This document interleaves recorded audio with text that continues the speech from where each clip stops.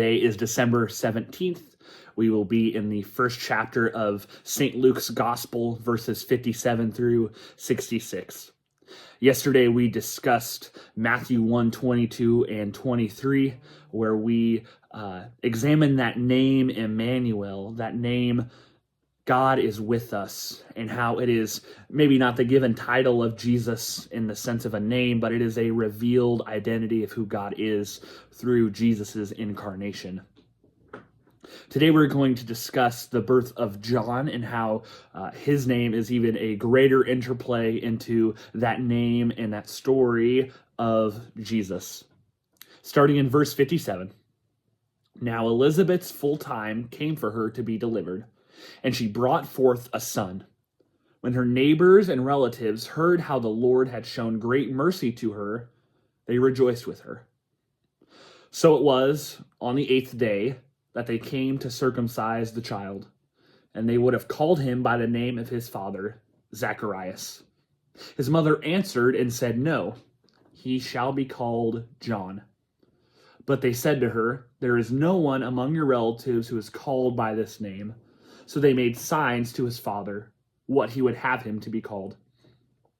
And he, Zacharias, asked for a writing tablet and wrote, saying, "His name is John." So they all marveled. Immediately his mouth was opened and his tongue loosened, and he spoke, praising God. Then fear came on all who dwelt around them, and all these sayings were discussed throughout all the hill country of Judea. And all those who heard them kept them in their hearts, saying, "What kind of child will this be?" And the hand of the Lord was with them.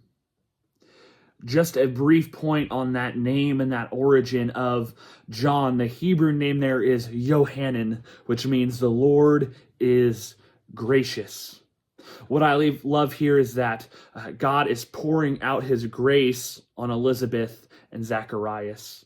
This elderly couple who had been struggling with barrenness and infertility for years, the silence from Zacharias, which has now led to God's grace being poured out upon them, the answer to their prayers in this baby, John.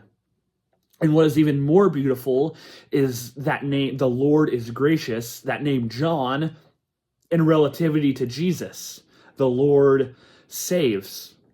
As we see throughout John's life, he is constantly preparing the way for Jesus, the voice in the wilderness, as the Gospel of John would put it.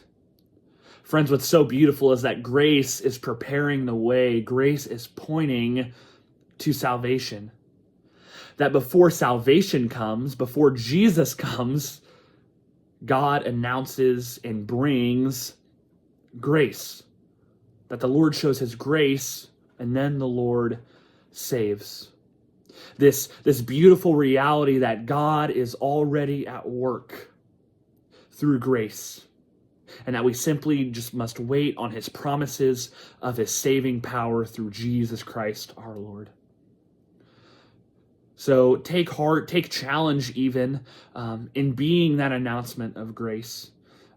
That while prayers are waiting to be answered, while God is moving, not in our own timing, but his own, that we may be announcements of grace in a dark and what can seem hopeless world.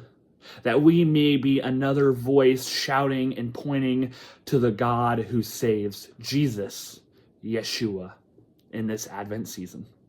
Have a blessed day.